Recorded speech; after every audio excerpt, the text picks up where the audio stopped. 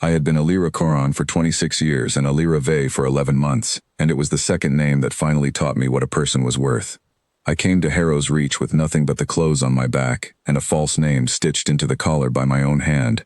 My cousin's regents had called my presence a threat to the succession compact, which was their polite way of saying I was worth more to them dead than uncertain, and so I ran.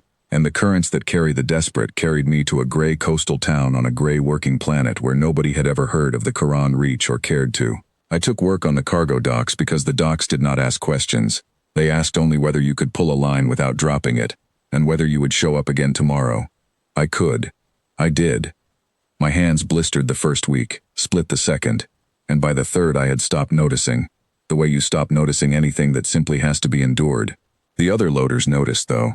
They noticed my accent, my long fingers, the way I flinched from the gulls the first month, because nothing on my world had ever screamed like that from the sky. Alien, they called me. Not unkindly, but not as a compliment either. Something to be worked around, humored, kept at the edge of the lunch circle. Marcus Teal ran the number 4 crane and never called me anything but Vay. He was not a young man, 40-some I guessed, with gray coming into his stubble and a limp in the cold that he never mentioned and never favored.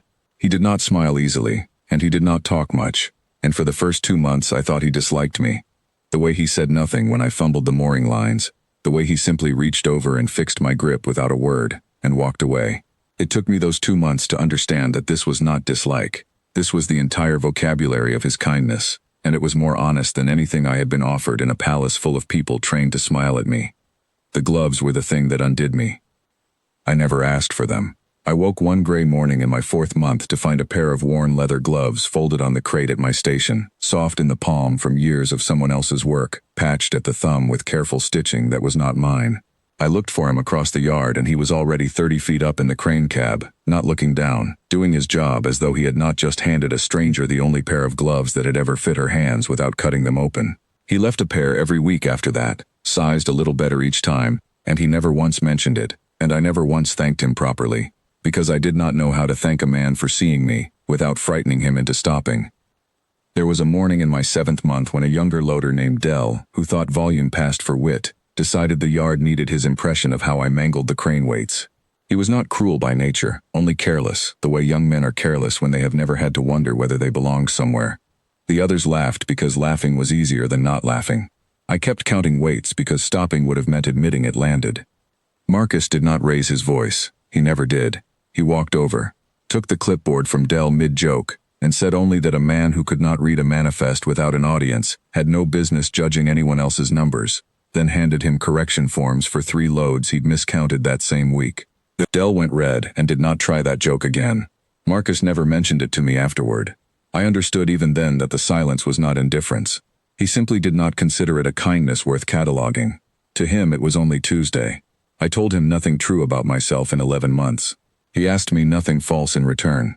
That was the whole of our arrangement, and it was, I came to understand, the only honest relationship I had ever had. They found me on a Tuesday in late autumn, the light already going early and cold off the water. I knew the ship before I saw it. The particular hum of a Quran retrieval cutter idles in a register the human ear cannot catch but mine never forgot. And I knew, watching it settle behind the grain silos, that 11 months of ordinary mornings had just ended.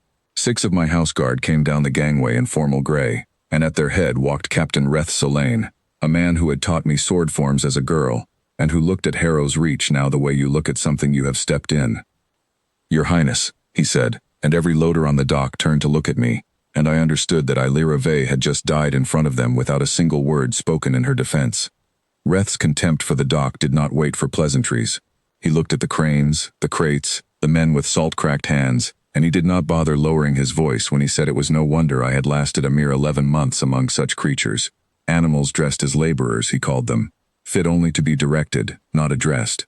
He said it the way you comment on weather, without malice, which somehow made it worse. Marcus was on the ground by then, cargo hook still in hand, and he did not step back, and he did not step forward. He simply stood where he had been standing, the way he stood through every difficult thing I had ever seen him face, and he said nothing at all, which Reth mistook, the way men like Reth always mistake it, for proof that there was nothing in him worth addressing. "This one," Reth said, tipping his chin at Marcus without looking at him directly, the particular cruelty of not bothering to look, "can go back to his hook. I had spent 11 months learning what it cost a man to say nothing and mean everything by it. I was not going to spend one more second letting a soldier of my own house mistake that silence for emptiness. "He has a name," I said, and my voice came out in the register I had not used since I left the Reach, the one that had been trained into me from birth, and that I had buried under 11 months of Retrieval. Reth's spine straightened at the sound of it before his mind caught up to what it meant. "His name is Marcus Teal," I said, "and for 11 months he asked me nothing, and gave me everything a person needs to stay a person. Food when I would not have asked for it, silence when silence was the kindest thing available, and gloves off his own hands when mine were bleeding, and no one else on this dock thought to look. You will not call him an animal in my hearing. You will not call him anything but what he is, which is the reason your princess is standing here whole instead of broken.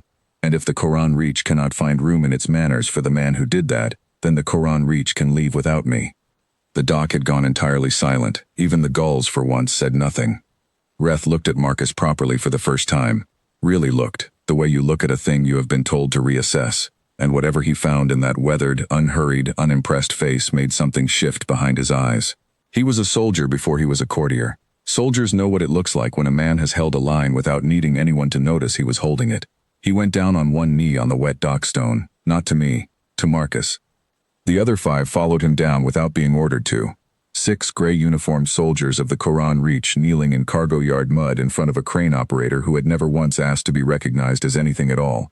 And Marcus stood there looking, for the first time in 11 months, entirely undone. "Get up," he said, rough, uncertain of the custom and plainly uninterested in it. "Get up, that's not what I did this for." "I know," I told him, and it was the truest thing I had said since I arrived. That is exactly why it matters. I sent Reth home 3 days later with a formal writ, transferring the regency to my sister, who had wanted it for years and would do the work better than I ever had. I kept the name Retrieval for the paperwork, and the name Koran for the ceremony my sister insisted on holding without me, and I kept the gloves, worn thin now, on the shelf by the door of the small house Marcus and I share 2 streets back from the water. He still says very little. He still fixes my grip without a word when I get it wrong. Every winter morning he leaves a fresh pair of gloves on the counter before he leaves for the yard, and every winter morning I understand a little better that I did not have to be found by a ship to be found. I had already been found, quietly, one glove at a time, by a man who never once asked what I was worth before deciding I was worth something.